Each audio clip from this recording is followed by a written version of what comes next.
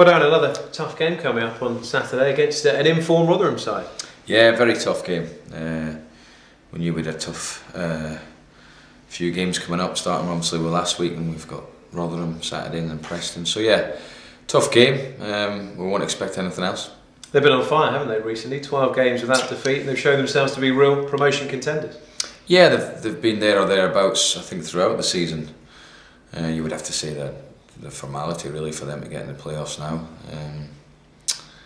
And I think they've had a very, very good season. I think their aim was, within March to try and close the gap on the top two. So I don't think they're going to get there, but I think they'll be in the playoffs. And they're a good team. They've not really changed the personnel in terms of they've kept a pretty consistent team for quite a while now. So it'll be a tough game. It was a tough game there, and it'll be a tough game Saturday. And their away record is astonishing. 11 wins, and I think it's the best record away from home in League One. Yeah, I think there's another one at 11, but no, they've had a good season, a very good away record, as you say. So we'll prepare as normal, go through their strengths and what we feel may be weaknesses, and hopefully get a performance Saturday. There's a colourful character, isn't he, Steve Evans? Yeah, he's been around and been fairly successful in what he's done. I think he's local to Peterborough, so it may be a big game for him, I don't know. But yeah, you'd have to say he's done very, very well with a Rotherham team that has continued the momentum from last season. That happens quite often. You continue that sort of momentum from a promotion season, and they've done very well. Important for you to get a big home performance, isn't it, Saturday? Because obviously last home game, Bristol City, we all know what happened there. And although MK Dons away was very good, important to get back on track on your own patch. Well, I think it's important at home or away we get consistency, Nick. That's the one thing we keep saying, everyone keeps saying we've missed.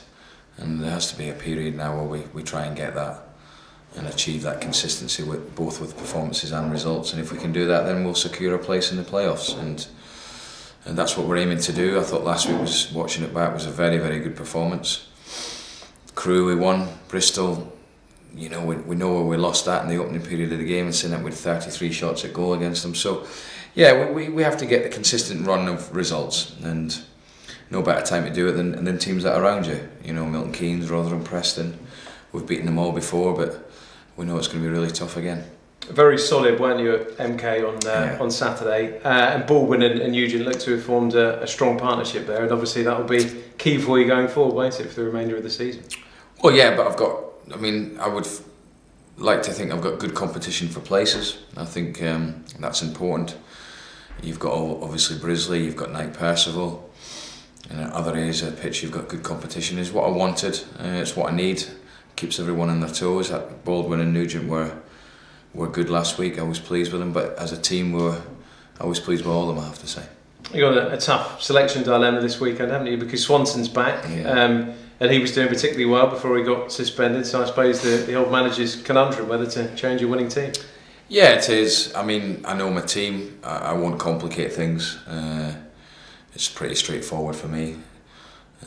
But I know my team in my mind. The players will know it tomorrow, so we'll go from there. But I have to say, looking back at the performance of Milton Keynes, from start to finish, both offensively and defensively, I thought it was one of our better performances of the season.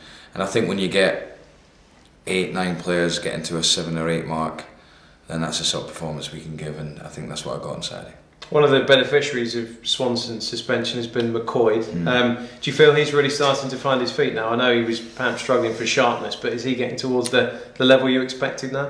Well, I think if you've watched his performances, you would say that. I think he's been good in a perhaps slightly different role than he thought he might be coming into. He's more of an up-fronter, but I see him. I think he could play central in midfield. I think obviously he played in the right of the diamond on Saturday. He's very good tactically, understands the game both on and off the ball very, very well, and that's important. You can't have too many of them. A couple of old boys up against again this weekend. Morgan obviously, and Freckington, who seems to have enjoyed a fantastic season for him. Well, no one's ever questioned or doubted Lee's ability. He's always had it. He always get a goal. He always have that penetration from midfield. I think the boy himself sort of needed a fresh start, and that's the way it went for him, and he's done very well. No surprise to me. Craig, I've had both here and at Preston, so we know what he's all about. He has been injured, but he's come back into the team. So they're two good players, and no surprise to me that they've gone into another team and they've had success as well. Yeah, they've got goals from midfield, haven't they? Frackington, obviously, we've mentioned, and Kieran Agada as well has got the ability to cause problems from wide areas. No, they've got some good players. They've brought the boy Adams in from Crawley, who's a good player as well. Pringle, who's a lot of people have looked at, and then they've got Ravel and Thomas, where you've got your power and a bit of pace. So, be a tough game, I know what I can get out of my players, and if I can get a consistent performance like Milton Keynes, and we'll win games, I've no doubt about that. Yeah, is it important, or how important is it to beat some of your promotion contenders? Obviously, looking at the table, the chance of you meeting Rotherham in a playoff semi-final are fairly slim, but is it important just to send a message to show that you're up there and deserve to be up there in that top six? Well, it only becomes important when you may play them again at the business end in terms of the playoffs. So at the moment, the only importance to it is to get as many points to make sure we're in the top six. And if we do that, and then you look back and if you beat all the teams around you twice, then I would say you have got an advantage. And I know it may be a slim chance of us getting Rotherham, but I think there'll be some twists and turns before the end of the season. I think teams will drop points. And for me, we've dropped enough. So it's important that we're the ones that go on the run, but I certainly think teams will drop points before the end of the season. You can shut the gap to them, of course. They're 8 points ahead of you, aren't they, in 5th, but you can trim that down this weekend. Yeah, and you know what, why not? But my main aim is consolidating the position in the playoffs, and going from there. And we are taking it a game at a time. But generally, we've done quite well in these games with teams around us. With selection, does it come into you thinking that obviously you got Preston on Tuesday? I know that the JPT final is on the horizon. There's certain players that can't play in that anyway because they're cup tied. But you have to think about looking after some of your players with such a busy period coming up. No, I don't. I've done it in the past, and that's why I've tried to get a break into Bozzy and Brett in the Sheffield United game. I was looking ahead then. Possibly, but I think they looked very fresh against Milton Keynes. We've had a full week to prepare for the Rotherham, so certainly the Rotherham Preston game, you'd look maybe then there might be some changes. I would think in terms of if I'm going to freshen out physically, but no, I think they've looked fine this week. Yeah, and just a bit of housekeeping. We spoke a couple of weeks ago about players being out of contract in the summer, and I still think there's a couple. I think Alcock is one that is up in the summer. Is it a case of just waiting and waiting before discussing those? Because obviously there's a bit of uncertainty about whether you'll be playing in League One next season. That's the unfortunate thing for everyone, really. It's all a bit up in the air for people off the pitch. And on the pitch, in terms of where we are financially as a football club, not only just on the pitch but commercially. And it really is one of those where we would prepare. I would prepare for League One and the Championship, but it's difficult to do because the budgets are so different. The financial situation is a massive difference. So unfortunately, players are out of contract, because. The one thing about it, there is the thing where you may want to give them one, but your negotiations will start from a completely different platform if you're in League One and if you're in the Championship. So sometimes there's no point, there's no value in doing it.